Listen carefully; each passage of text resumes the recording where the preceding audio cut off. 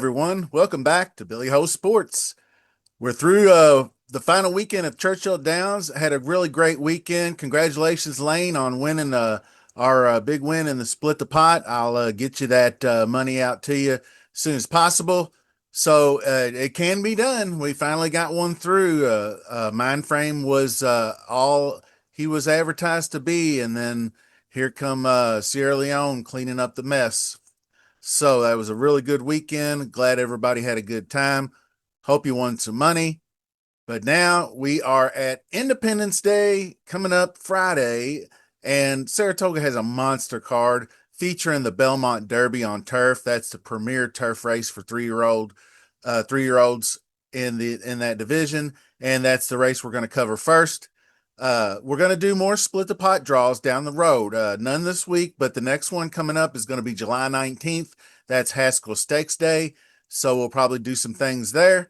So if you are new to the channel, check the description of the video and you can see all the details of the split the pot contest, kind of how it works. But basically, in a nutshell, if you're a subscriber and you leave a comment, then your name goes into a draw. And for that particular week, I'll spin the wheel and the winner will get a $20 bet on me that we split the pot if we win. So on to the Belmont Derby. Let's take a look at the contenders. We are going 9 furlongs on the turf, and that's the outer turf at Santa Anita. Number 1, Tank, is Carlos David, and Luis Saez is going to ride. This one's pretty good. After he kicked off a 3-race win streak at Tampa, that's Luis Saez down here, and he's back aboard. So he was the one that kicked it off right here, winning the sophomore, and then the English Channel. Of course, Jarmelo took over for the next 2 wins, but Luis Saez got her going. He's going to take back over again. Tank's a good looking front runner. Needs the lead. That's not exactly the style that I like. That style serves a lot better at Gulfstream, in my opinion. That's why you see such good results there. So I'm not going to go with Tank on the a course that favors a little bit more closers and late runners and pressers. So Early Adopter is such an animal out of the Chad Brown barn. Jose Ortiz is going to get the mount.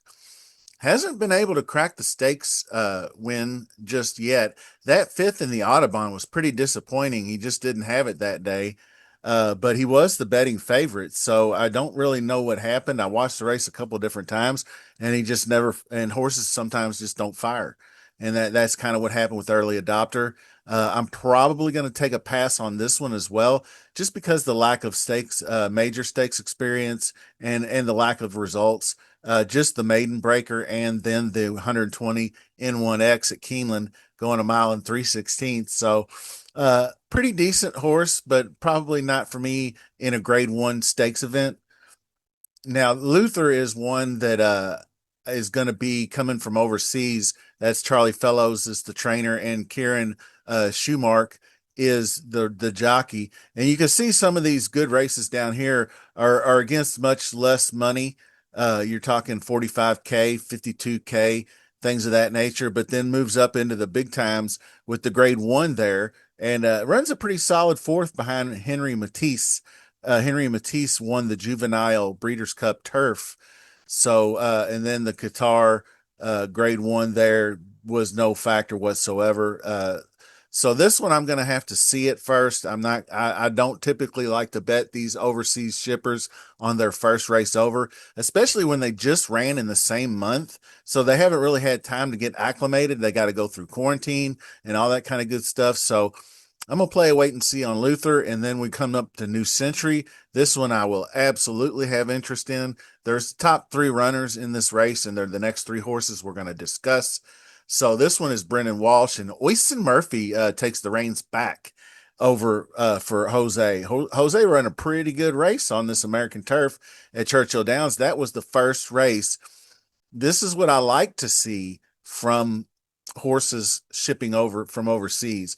Now, this one came over from Great Britain and then settled into Woodbine.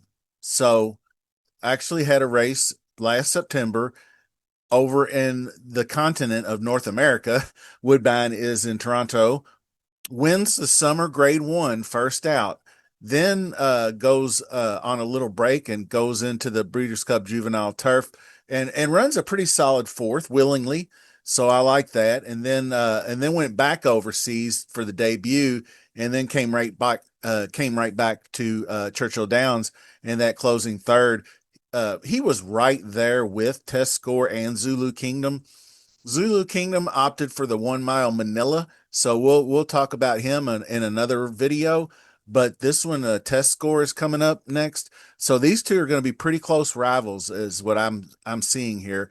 Test Score is going to have Manny Franco aboard again, and Manny Franco, Graham Motion, hook up again. The grade 3 win at Keeneland, beating Scipio, was pretty impressive. The late surge was right there next to New Century on the inside rail in the American Derby. Nearly got the win, or American Turf. I'm sorry. So this one's a definite top contender. I like the middle pace figures at 102 and 90, and still keeping up with some decent closing pace figures. Test Score is one that's kind of going to be a little bit more up toward the lead mid pack, like Stalker, than say Final Gambit, who's coming up next. This is the other one, and this is what we kind of been waiting for. Brad Cox, Flavian Pratt brings them back up to New York and going to put them on the turf. Started his career on the turf at this 120K maiden going a mile at Churchill last November. I went and reviewed that race. Maui Strong beat him. And so I'm not going to hold it against him being a 2-year-old in the first race debut and all that stuff. But he was cranking around the turn. First of all, he took up with what it means by took up at the start means he just kind of paused.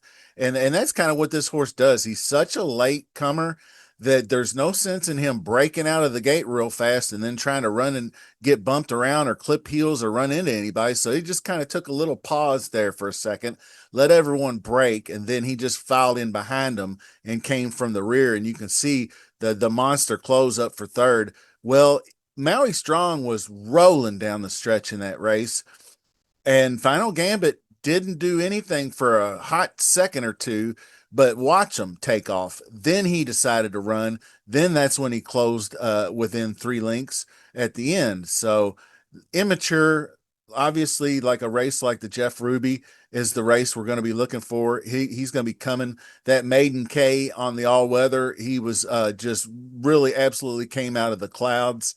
Obviously, the Kentucky Derby, fourth place out of the clouds, and had no shot. Draw a line through the Matt win. No chance in that race whatsoever with East Avenue, with no gaming in the race to press any kind of early speed. He has got to have a pace to run at. If he doesn't have a pace to chase, then he's in big time trouble.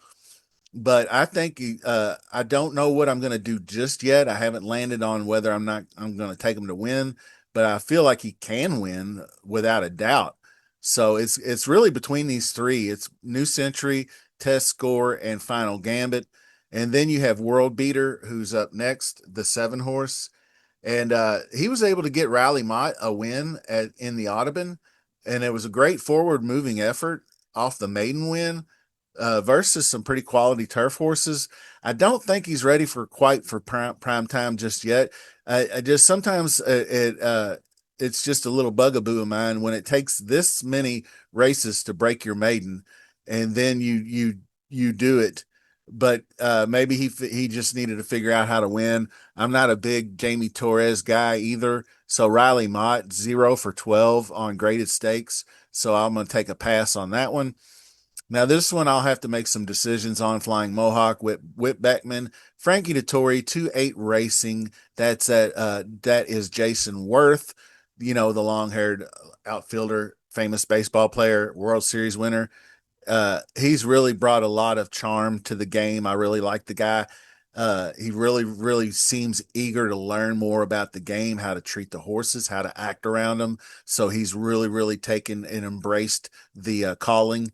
So blinkers come on for Whit Beckman, and I just there's some things about Whit Beckman he's done that I don't really much care for, like another horse we'll talk about a little later in the Suburban. But Flying Mohawk, couple of good wins on the turf. You can see the to close the 2 year old season, gets the win by 5, and then goes to Fairgrounds and gets the win there. But he just looked like he wasn't really just tearing it up down the stretch. You could see the 88 speed figure coming home.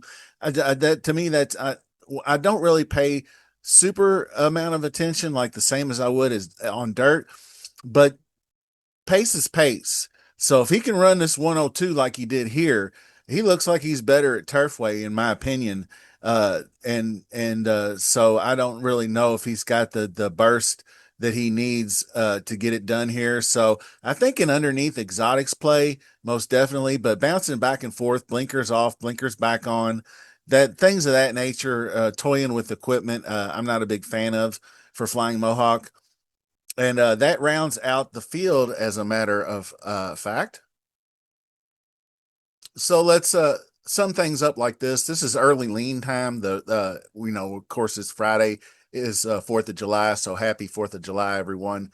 And the outer turf course at Saratoga usually favors obviously closers. I like closers and off the pace runners in my racing at on any turf surface, be honest with you. Now, Gulfstream Park and Santa Anita and the more of the coastal type turfs with more sand in it, more a little firmer, favors a little more speed. But I think Test Score's ability to sit closer to the lead. I think he gets first crack down the stretch at the leaders, which would be the number 1 horse Tank probably, and I believe there's another horse in there that had some speed. Flying Mohawk probably in the mix. New Century is making the second U.S. start, rolling late, so it's really 4, 5, and 6 for me right now. I'm going to tentatively take Test Score as my favorite to win, then a close second, Final Gambit, then number 4, New Century. Any of those three in order. Box the three if you want to.